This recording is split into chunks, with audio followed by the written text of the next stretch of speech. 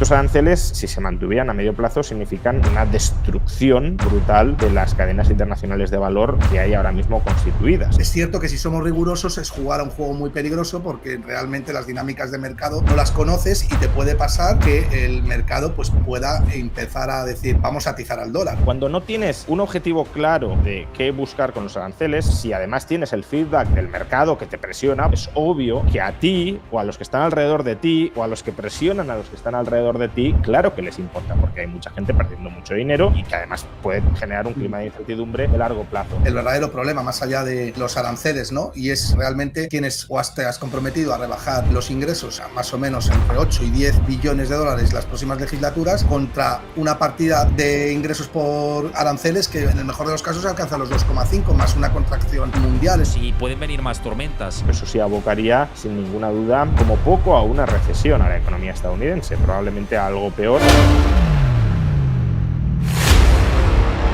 ¿Qué tal? Muy buenas a todos, bienvenidos a este capítulo número 24 de estos videopodcasts apadrinados por Freedom24, en los que siempre tratamos de averiguar, descubrir la cartera perfecta viendo el contexto actual de la economía y los mercados y con invitados diferentes que me van acompañando y vamos debatiendo sobre el contexto actual. Y en esta ocasión tengo a dos invitados de lujo que son habituales del canal y que me apetecía reunirlos, además con diferentes debates que han tenido últimamente por redes sociales y que son Juan Ramón Rayo y Gustavo Martínez, y encantados de estar aquí con vosotros y de hablar de lo que tenemos en la actualidad en la economía y en la bolsa. Bueno, pues sí, vamos a ello, claro. Pues muchas gracias, Héctor, y muchas gracias por invitarme con Juan también. Y nada, vamos a hablar de lo que quieras. Pues mira, primero quería hablar de... primero de todo, antes a los que lo veáis, si queréis apoyarlo, dejad vuestro like y vuestro comentario de qué os parece esta charla, este tipo de debates, y en especial traer aquí a Gustavo y a Juan Ramón Rayo. Y, por supuesto, suscribiros al canal para hacer la familia más grande. Pero, lo que decía, lo primero que quería abordar dentro de temáticas es la situación de la economía en general. Porque, bueno, hemos visto como muchas turbulencias después del 2 de abril, con los dos se ha hablado por separado de cuál puede ser el contexto que tenemos. En los últimos días hemos visto gestoras como BlackRock preocupada con la situación, bancos de inversión como JP Morgan hablando de que el escenario de recesión económica ahora es más probable. Y no sé qué os parece si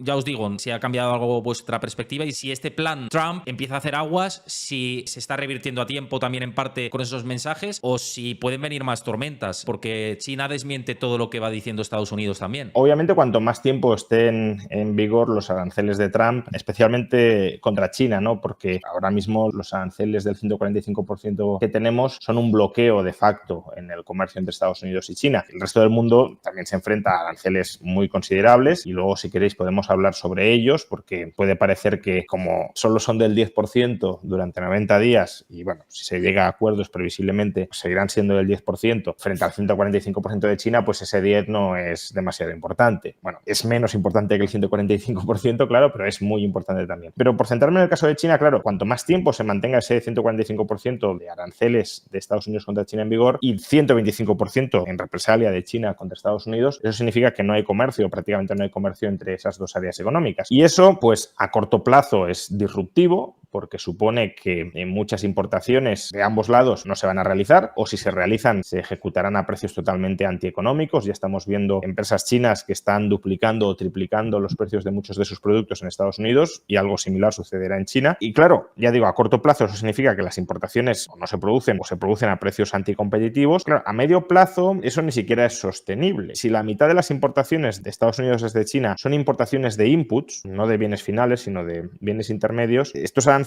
si se mantuvieran a medio plazo, significan una destrucción brutal de las cadenas internacionales de valor que hay ahora mismo constituidas. Y por tanto, claro, eso sí abocaría sin ninguna duda como poco a una recesión a la economía estadounidense, probablemente a algo peor, que también lo podemos hablar luego. Ahora, si esto dura poco, pues bueno, al final será una especie de suspensión temporal de la producción que generará daños, pero que no serán daños necesariamente irreparables ni inasumibles en el futuro. O sea, que esperemos que termine pronto. Gustavo, tu análisis con respecto a la situación actual que tenemos con la economía. Bueno, a ver, mi análisis, pero por puro sentido común, es que desde el minuto uno yo no veo que haya un status quo que no sea el que ha dicho Juan en la segunda parte de la exposición, ¿no? Que esto dure poco, porque claro, esto que dure más sería prácticamente cuando Rusia te amenaza con una tercera guerra mundial y te lanza la bomba nuclear, ¿no? Pues no parece que ese sea un escenario probable, ¿no? Dicho esto, pues es cierto que se han intentado buscar bastantes conclusiones sobre cosas que no sabemos, porque realmente la estrategia que tenga Estados Unidos pues no la podemos saber, porque no estamos en la Casa Blanca. Lo que sí que es cierto es es que a mí, desde el minuto 1 también, el potencial escenario de que Trump se ha vuelto loco, pues no me parece que sea demasiado inteligente pensar en ello. Es cierto que luego parece que ha dado como coletazos, ¿no? Y palos de ciego a última hora, pero, o sea, analizando la situación con un mayor espectro, lo que sí que veo es que, por intentar explicar, ¿no? Porque luego también es verdad que intentar explicar lo que sucede en el mercado a posteriori sobre escenarios que se han dado ex ante es una cosa bastante más sencilla y caben muchísimas interpretaciones, ¿no? Pero realmente a mí al principio pues sí que me chocaba un poco, ¿no? Yo pensaba, digo, seguro que Donald Trump pues quiere rebajar los tipos de interés. De hecho, una de las cosas que llevaba y la presión a Powell era inmediatamente hay que rebajar los tipos de interés, y Donald Trump siempre ha sido,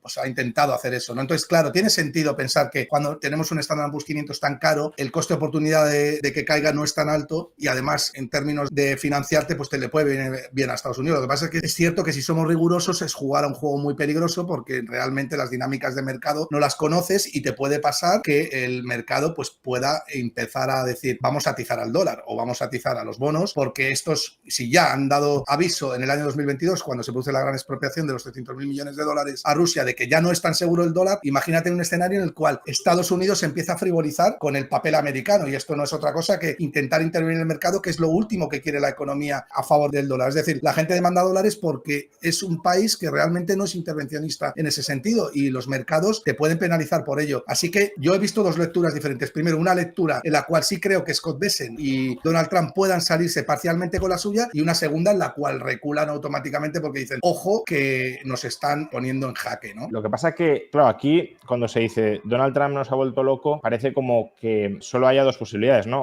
O que Trump esté loco o que Trump tenga un plan maestro muy definido y muy claro y muy articulado detrás. Yo, obviamente, no creo que Trump se haya vuelto loco. De hecho, muchas de las cosas que está haciendo ya las propuso en campaña, por tanto, no es que de la noche a la mañana haya cambiado radicalmente, pero tampoco creo que todo lo que esté sucediendo estuviese planificado de antemano y Trump fuera plenamente consciente de ello. Yo más bien me inclino por pensar que existe un plan no muy determinado o no muy definido en sus objetivos, que puede buscar distintas finalidades y que además cada uno de los asesores que tiene Trump alrededor puede tener fines a través de los aranceles que no coinciden con los de otros. Es decir, Bessent a lo mejor lo que busca con los aranceles es una especie de liberalización multilateral del comercio entre países. Pero luego tenemos al señor Peter Navarro, que claramente lo que busca es cerrar comercialmente Estados Unidos, porque además es algo que ha venido defendiendo desde antes de asociarse con Trump, para reindustrializar el país. Luego tenemos otros que lo que pueden buscar es un incremento de la recaudación para compensar en parte el déficit fiscal o para bajar impuestos. Entonces, cuando no tienes un objetivo claro de qué buscar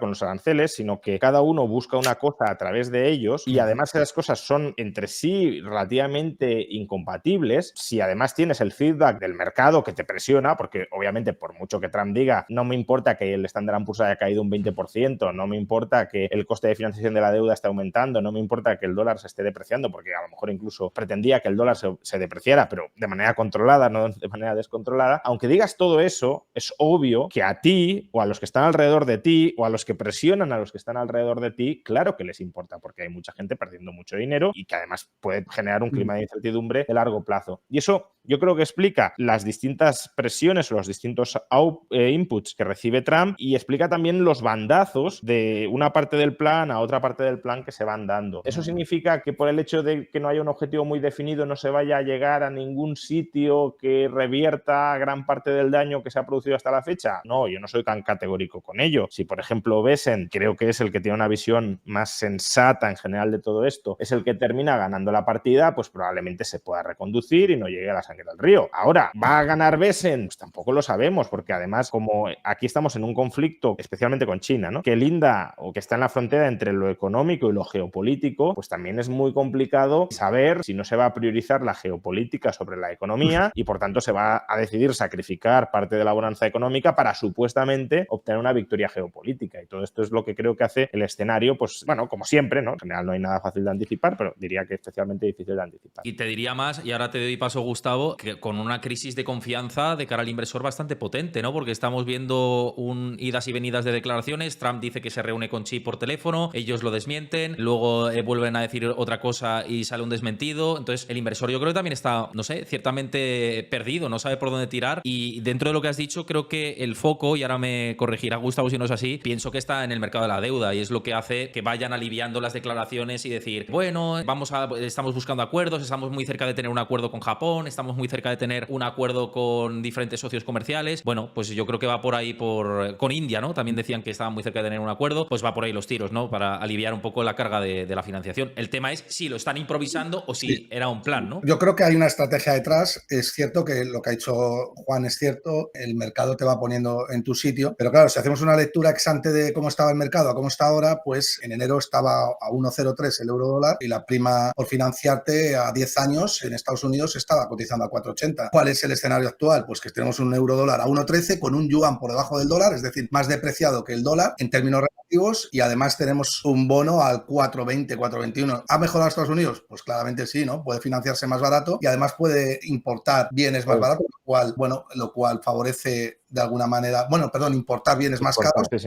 importar, me refería a exportar, lo cual favorece, ¿no? El proteccionismo del cual se prodigaba Trump, ¿no? Él siempre ha dicho que quería proteger la industria interior, y el hecho de que de alguna manera pues no quieras o no puedas comprar más barato, pues te hace que tengas que producir más barato internamente, ¿no? Yo, dicho esto, yo creo que lo ha apuntado alguna vez Juan también, es verdad que el déficit comercial beneficia a Estados Unidos en tanto en cuanto pues también libera inversión porque tienes que importar ahorro externo, ¿no?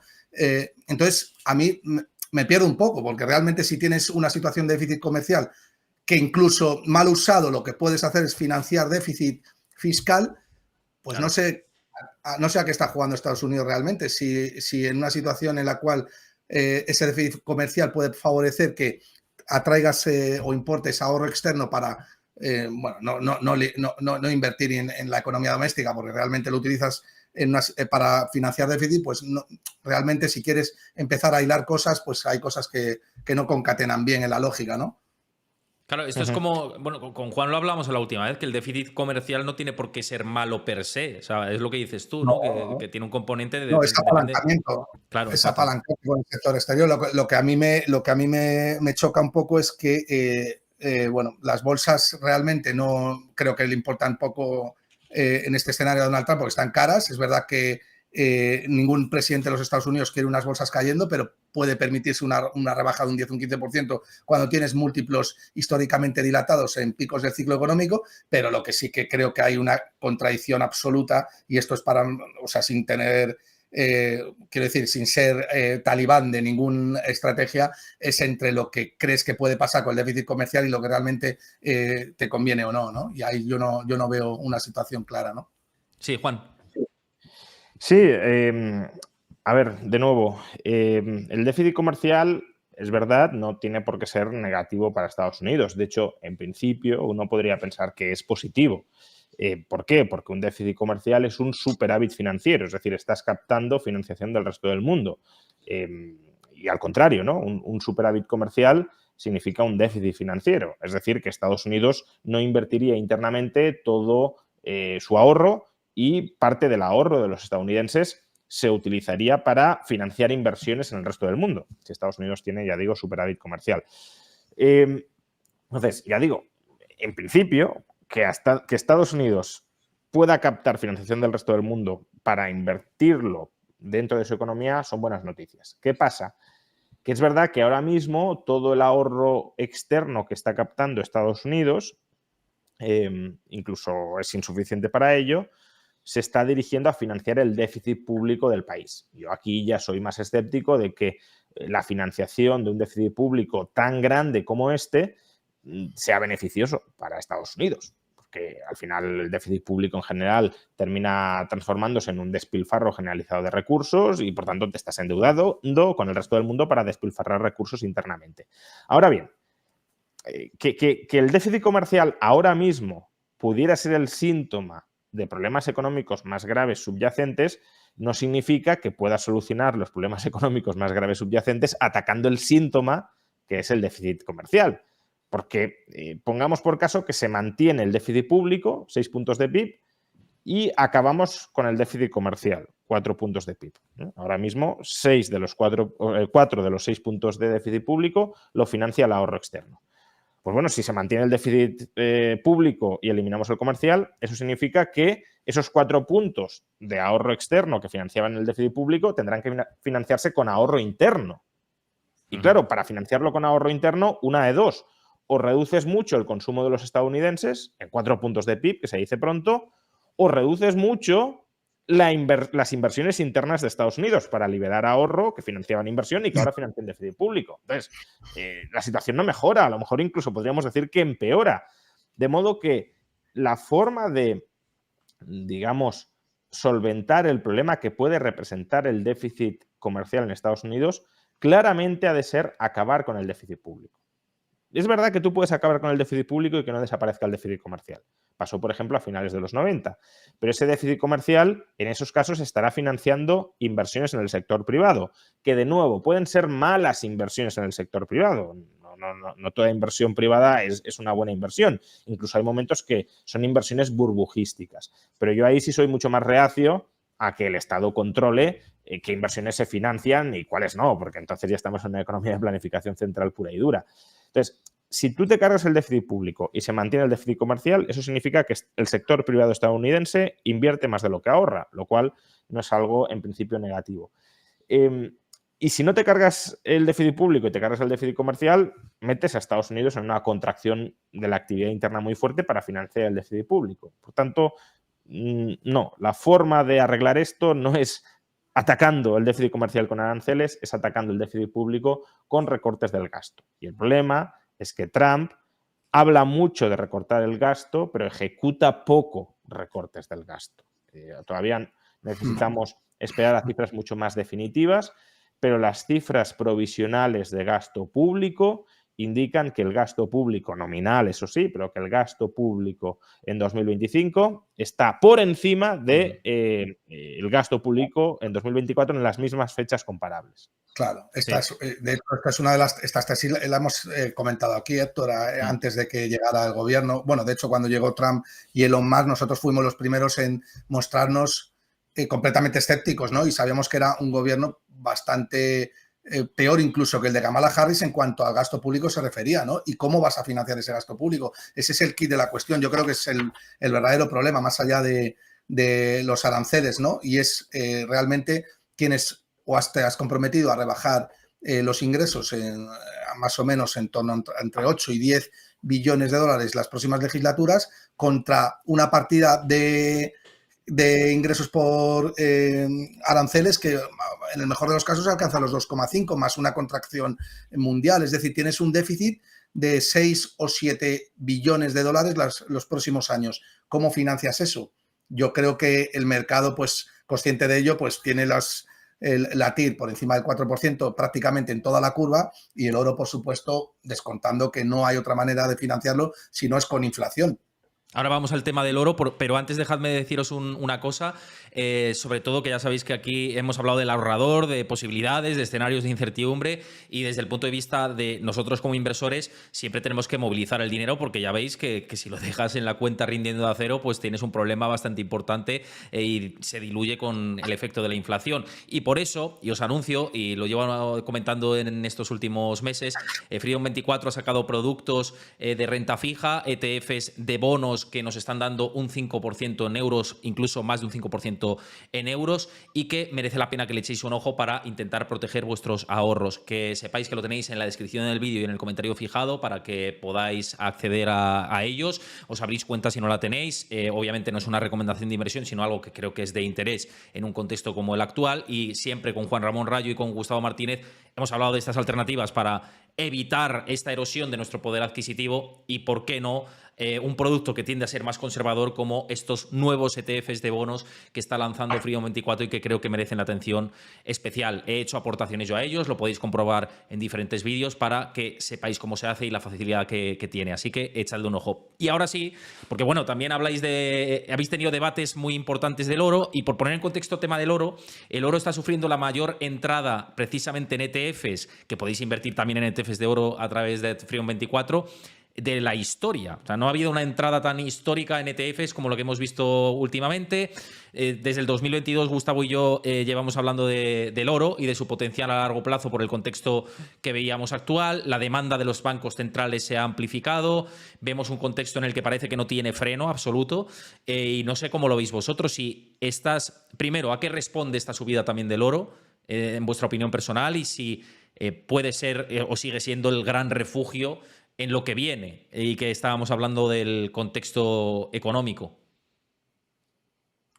A ver, cuando hemos tenido debates, han sido debates adyacentes al oro, Sí. no tanto No tanto al oro centrado como en el oro, eso es, sí. en la tesis de inversión del oro, en la cual tampoco me meto yo mucho, ¿no?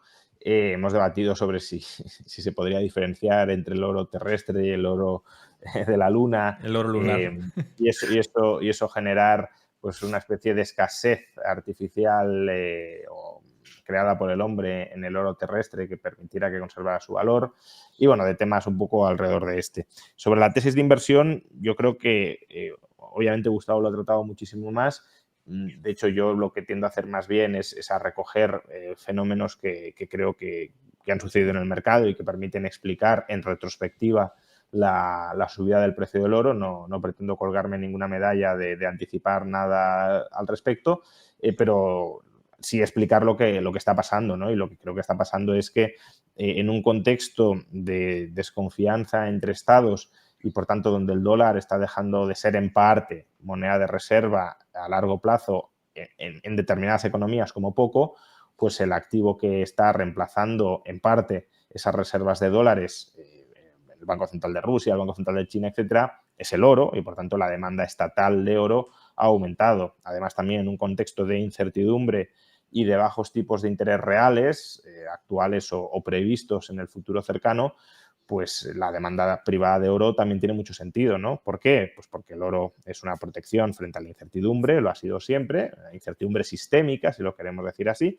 y además el tipo de interés real es el coste de oportunidad de invertir en oro. Por tanto, si te bajan el tipo de interés real, pues alta utilidad, digámoslo así, por la incertidumbre, bajo coste de oportunidad de tener oro, pues fuerte demanda privada de oro. Yo creo que esos son los dos principales determinantes del aumento de la demanda público-privada de oro y, por tanto, dada la limitación hoy por hoy de su oferta, pues más demanda público-privada, misma oferta prácticamente, pues mayor precio. Sí, Gus, no sé, imagínate, ¿no? Después del análisis de Juan. No hay que decir nada más, ¿no? Es casi perfecto, ¿no? Bueno, si acaso por añadir un poco por el lado de la oferta, ¿no? Ya que él ha dicho que efectivamente y de una manera muy sensata que la demanda es la que es y la que va a seguir siendo, porque no creo que haya cambiado ningún elemento que hizo que el oro subiera hace 2 años, cuando algunos veíamos un poco más clara la tesis. Pero por el lado de la oferta, la realidad es que el oro, pues salvo que alguien demuestre lo contrario, cada vez es más escaso en cuanto a que tiene un stock to flow que es cada vez más elevado, la relación flujo con la relación existencias cada vez es más alta. Si hablas con los grandes CEOs de las mineras, y yo he tenido la oportunidad de hablar con unos, y de hecho me voy a visitar una minera en Argentina en la segunda quincena de junio, es que las están pasando fatal para poder encontrar oro. O sea, es una cosa, la relación que hay con el CAPEX y el accionista es muy dura, porque tradicionalmente ya sabéis que han sido unos negocios muy malos asignando capital y por eso han estado penalizadas tanto tiempo, porque la gente no se fía. De hecho, las mineras de oro son un negocio tremendamente cíclico y que a largo plazo es malísimo, porque en cualquier momento te puedes pegar una castaña, haber invertido ahí en cualquier minera, no encontrar el oro suficiente que habían previsto, lo cual es bastante complicado y suelen confundirse mucho, salvo 2 o 3 CEOs en el mundo, y la realidad es que cada vez es más costoso y más difícil extraer el poco oro que queda. Y cuando digo el poco oro que queda es que las estimaciones de extracción de oro a nivel mundial, tanto por el Instituto Geológico de Estados Unidos, por otros más y por el World Gold Council, son aproximadamente un 25% de la relación de existencias que hay a lo largo de la historia de la humanidad, que son 205.000 toneladas, ¿no? Entonces, esto, y teniendo en cuenta el contexto histórico en el que nos enfrentamos, pues te hace pensar que la tesis del oro no solamente no ha cambiado, sino que lo más normal es que se haya fortalecido, ¿no? Entonces, ¿dónde podemos empezar a vender oro? ¿O cuál es el contexto o la contratesis que hay o que enfrenta al oro ahora mismo? Pues yo creo que un contexto en el cual el coste de oportunidad de almacenar oro sea altísimo, ¿no? Es decir, que estés en un escenario de liquidación total, donde la gente prefiere tener otros activos ya porque realmente encuentras valoraciones deprimidas o muy baratas. Hablo de Apple a 10 veces beneficios o el Nasdaq muy deprimido, como pasó en el año 2000, 2001 o incluso en 1980, ¿no? Pues en esos escenarios donde el coste de oportunidad de tener oro es muy alto, pues sí tiene sentido ya empezar a deshacer posiciones de oro. Pero en este escenario donde hay una incertidumbre monetaria brutal, donde además las valoraciones están muy altas, pues yo creo que además China comprando oro porque necesita refortalecer sus balances y apreciar el yuan con colaterales fuertes, pues mientras que no veas algo que ataque esa tesis de inversión, creo que es imprudente vender oro, por mucho que haya subido. Y la contratesis no puede ser que ha subido mucho ya, porque es cierto que ha subido mucho ya, pero es que en los anteriores ciclos ha multiplicado por 6 o 7 en el año 2000 y en el año 1970 por 12, por 13, con índices que estaban también muy altos y que luego empezaron a caer.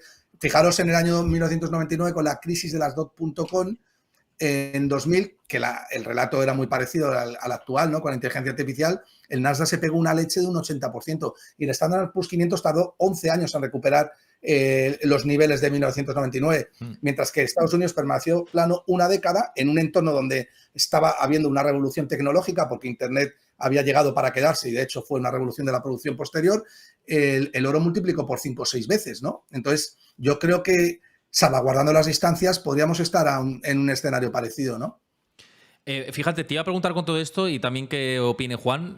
Si vamos a un entorno deflacionario, que sabemos que históricamente hay pausas en los mercados alcistas del oro, si vamos a una recesión que conlleve una situación deflacionaria, por lo menos en el tiempo 2 trimestres o lo que dure, ¿esto sería perjudicial para el oro en ese contexto? Luego para seguir a lo mejor subiendo después, pero ¿podría darse? Depende de cómo sea la deflación. Si es una deflación monetaria donde el inversor aprecia bastante la liquidez que le proporcionan los bancos centrales, puede ser perjudicial para el oro, o que el Banco Central está en un proceso de reflación con y no tenga otra opción que reflotar sí o sí la moneda local, como pasó en el año 1980 cuando Volcker subió los tipos de interés al 20%, pues es una deflación que es peligrosa para el oro. Claro. Pero en general, si la deflación consiste en que necesitas acumular activos líquidos en detrimento de los propios que emite el Banco Central, entonces yo creo que sería muy beneficioso para el oro, ¿no? Sí, Juan. Sí, a ver, obviamente el contexto más favorable para el oro sería una recesión con inflación, ¿no? Porque claro, ahí es el contexto en el que sí que ya no hay ningún tipo de alternativa en la que proteger tu patrimonio que no sea el oro. Bueno, hoy podríamos hablar quizá también de Bitcoin, que es otro debate, pero bueno, tradicionalmente el único activo que te proporcionaba ese refugio con más o menos liquidez era el oro. También quizá bienes inmuebles, a lo mejor en el extranjero, pero bueno, ahí ya vamos perdiendo liquidez frente al oro, ¿no? Ahora, en un contexto de deflación donde la solvencia, la credibilidad, la confianza en el gobierno no se pierda, pues ahí es verdad que a lo mejor el oro pues no es el único activo que puede servir de refugio y por tanto a lo mejor el flujo de entrada en el oro pues no es tan grande porque lo vimos en 2008-2009, ¿no? Ahí durante esos años también lo que se revaloriza mucho obviamente es la deuda pública estadounidense, que es la que actúa como activo refugio. ¿Qué pasa? Pues que, bueno, con todo lo que hemos visto, pues si hay una recesión global, pongamos por caso, claro, ya no existe ese activo de reserva global al que van a acudir todos, que pueda ser el dólar, o al menos no tan en masa, porque ya sabemos que al menos una parte del mundo no lo hará, o no lo hará con tanta intensidad por el riesgo que para ellos geopolítico supone el oro. Y para el resto del planeta, que el dólar, sigue siendo activo de reserva, pero claro, con esta guerra comercial, pues veremos cuán profundo es el daño reputacional que se le hace al dólar y a la deuda pública denominada en dólares y, por tanto, cuán intensa es su demanda. Por eso, en el caso de una deflación, pues quizá el oro no brille tanto a corto plazo como lo que alternativamente podría brillar, siempre y cuando, ya digo, la demanda de dólares se mantenga fuerte. Y mira, quiero meter... Sí, parece que eso todo es una deflación por producción. Tampoco tiene demasiado sentido que en un contexto donde el ser humano está produciendo mucho sin tener inflación, pues estés protegiendo contra una divisa que necesita aumentar su oferta para rebajar esas tensiones, ¿no? Yo quería añadir en el debate porque, claro, hemos vivido un episodio aquí súper extraordinario en España, que es el del apagón energético que tuvimos el pasado lunes 28 de abril. Y el caso es que dentro de este debate han surgido debates colaterales y es con los activos refugio de inversión, ¿no? Y de si el oro realmente es el refugio y Bitcoin en caso de un apagón digital no vale absolutamente nada y que tienes que tener oro físico porque si tienes oro vía ETF pues no estás protegido como tal. No sé cómo veis vosotros estos debates de si vamos a un contexto de ponernos en lo peor y de que tengamos apagones no de un día sino de 2 semanas. O que pueda aparecer esto en el camino en el futuro, si tener oro físico en una caja fuerte en casa o en una caja de seguridad o lo que sea, puede ser mejor que tener ETFs u otros tipos de activos refugios. No sé vosotros cómo lo veis. A ver, no hay ningún activo que proporcione, no digo que sea teóricamente imposible, digo que en la práctica no existe ningún activo que proporcione una liquidez perfecta ante cualquier tipo de contingencia. Según cuál sea la contingencia, habrá activos que funcionen mejor que otros. Entonces, claro, invertir en un ETF de oro obviamente no te va a proteger frente al riesgo pues, de que el gobierno pues, no sé, cierre el acceso al sistema financiero, te congele la cuenta, te persiga, o un apagón como el que sufrió España el 28 de abril y por tanto no puedas acceder a tu cuenta corriente, no puedas liquidar el ETF, no puedas acceder a ese saldo, no puedas gastar ese saldo. En cambio, si tienes oro físico, pues en principio, hombre, tampoco es que sea lo más sencillo del mundo, de irte a una tienda con una cantidad de oro y pedir pagar con ese oro. En el extremo, claro, si vas aumentando la cantidad de oro que das, pues te lo van a aceptar, porque si no serían estúpidos si no lo hicieran. Pero claro, el sacrificio de valor que experimentas, y eso es en parte falta de liquidez, ¿no? Que tengas que ir sacrificando cantidades crecientes de valor para conseguir intercambiar ese oro, pues también sería importante. Entonces, claro, uno podría decir, sí, oro físico mejor que oro en ETF, pero bueno, eso solo es si te quieres proteger frente a ese riesgo de colapso casi absoluto del sistema. Porque tener oro físico en una caja fuerte también acarrea costes frente a invertir en un ETF. Entonces, esos costes los tienes que considerar. Si no vamos a ese escenario catastrófico, sino simplemente a una crisis inflacionaria, por ejemplo, o a una deflación con impagos de deuda, pues te puede ser igual de útil y más barato tener oro a través de un ETF. De la misma manera, Bitcoin. Pues claro, Bitcoin dicen, si hay un apagón digital o eléctrico y no puedes utilizar Bitcoin, pues solo el oro físico te servirá. Vale, de acuerdo. Entonces, en ese contexto concreto, el oro será más útil que Bitcoin. Pero, por ejemplo, si te quieres fugar del país claro, con todo el oro o con todo el patrimonio que tengas monetizado encima y que no te pillen, porque a lo mejor establecen controles aduaneros y quieren impedir que salgas con todo lo que tienes, pues ahí, claro, cargar físicamente con el oro no te va a servir. En ese contexto es mucho más útil tener Bitcoin en un monedero frío y poder esconder ese monedero sin que te lo encuentren y salir del país, ¿no? Entonces, ya digo, según el contexto, según la contingencia ante la que te quieras proteger, hay activos que van a ser más útiles o más rentables, beneficio en relación al coste, que otros. Sí, Gus, que además creo que opinaste algo en redes, ¿no? O pusiste un tuit. Sí, pero por levantar polémica. Estoy completamente de acuerdo. 100%. ¿No? Por agitar el avispero, ¿no? Claro, que es muy divertido, ¿no? Y además genera feedback. Pero en general estoy 100% de acuerdo con Juan. Yo creo que los matices son diferencias pequeñas y al final muchos no entienden que el oro pues, es igual de válido que Bitcoin porque la tesis es la misma, ¿no? Que son activos económicamente escasos, cuya demanda es superior a su oferta. Bueno, por diversas razones, esto ya sería teoría del valor y de aquí Juan sabe bastante más que cualquiera.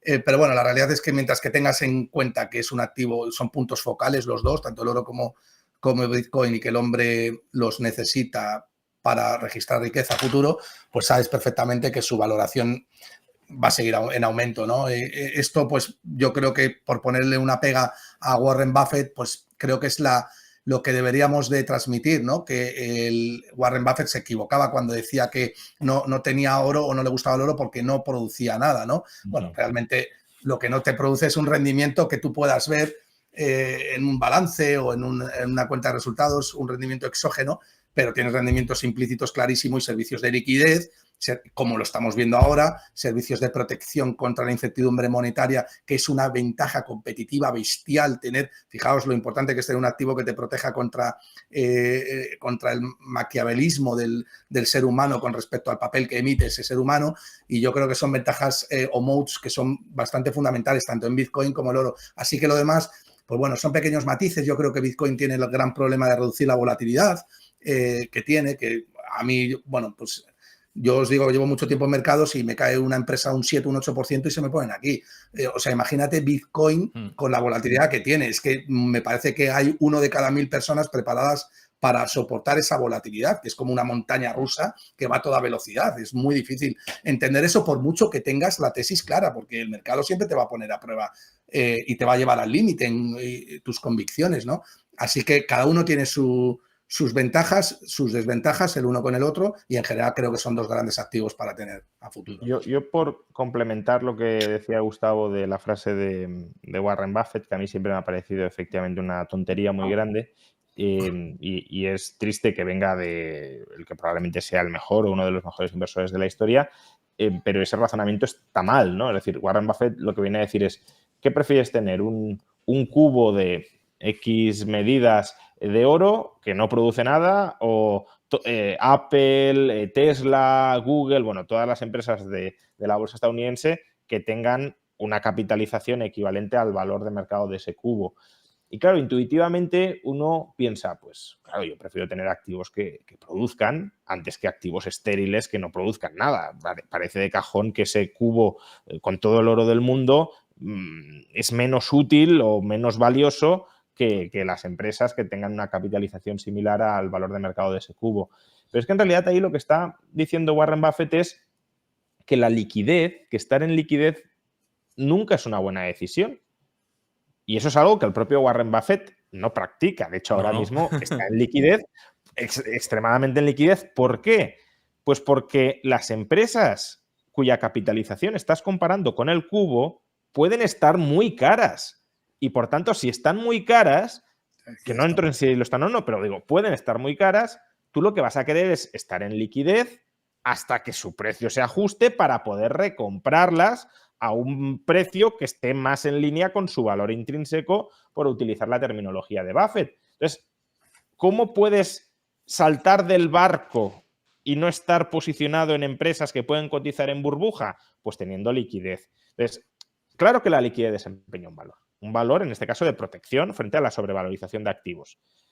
Y entonces, una vez reconocemos que la liquidez tiene valor, la cuestión es qué activos me proporcionan liquidez. Claro, pues la deuda pública estadounidense te la puede proporcionar, depósito en dólares o el dólar físico también te la puede proporcionar, y el oro también, para determinados contextos, para determinadas contingencias, te la puede proporcionar. Y si la liquidez puede ser valiosa frente a las inversiones a largo plazo, pues entonces el oro, que es una forma de tener liquidez, también puede ser valioso frente a las inversiones a largo plazo. De ahí que ese razonamiento de Buffett, ya digo, creo que es un mal razonamiento, y no por llevarle la contra a Buffett, sino porque contradice muchas de las ideas o de las tesis de inversión fundamentales del propio Warren Buffett. Sí. Yo creo que ni él mismo se lo cree lo que él dice, simplemente ha sido por ponerle una crítica. Yo me imagino que el mercado le ha echado en cara más de una vez el hecho de no llevar oro, y él lo ha querido defender así, pero yo creo que... También quería agitar el avispero como tú, ¿no? Seguramente, ¿no? Yo creo que lo has definido tú muy bien, ¿no? El coste de oportunidad de la liquidez es precisamente el hecho de que veas el mercado más barato, más caro, que no es otra cosa que el riesgo que asignas a esos precios, ¿no? Mira, yo por añadir algo más, 3 cosas. Uno, es verdad que Warren Buffett nunca ha llevado oro, sí que ha llevado plata de manera táctica en cartera, pero también por el componente industrial que tiene la plata, y lo llevó antes de la crisis del año 2008 y fue una estrategia que le fue muy bien, pero que se salió muy rápido, con lo cual tampoco ha tenido como ese valor de value investing y esa aproximación que ha tenido siempre Warren Buffett a la hora de realizar sus inversiones. Eso por un lado. El oro es verdad que para mí, yo estoy con vosotros, creo que es un error histórico que él tiene, y con todo mi respeto, porque me parece un inversor para seguir, por supuesto. Y luego el punto de la liquidez, por hacer un apunte de lo que decía Juan. tiene ahora mismo 334.000 millones en letras, depósitos, activos de renta fija de corto plazo. Está en el mayor nivel de liquidez de la historia, con un 24% prácticamente su cartera en liquidez. Y esto me sirve para hilar con el tercer concepto, que es lo que decía a lo largo de la charla, que tener una posición defensiva o parte de una posición defensiva de la cartera en este contexto, como también tiene Warren Buffett, pues es interesante. Y de ahí, pues, por ejemplo, invertir en esta cesta de bonos de ETFs como los de Freedom 24 u otros que podáis considerar, pero que, como estamos hablando aquí, pues pueden resultar bastante atractivos. Y esto es el último apunte que quería hacer con respecto a todo, porque creo que ha quedado bastante completo. En esta charla va a ser un poquito más liviana que el resto y os invito aquí, como siempre, a repetir y a tratar más temas cuando también tengamos más tiempo disponible, que estamos ahí cargadísimos todos con la agenda entre el puente, apagones y de todo. Así que muchísimas gracias a Juan y Gustavo por pasaros por aquí. Espero que nada, que a ver si se va despejando el horizonte, pero muchísimas gracias a los dos. Muchas gracias. Muchas gracias, Gustavo. Muchas gracias, Héctor. Hasta la próxima.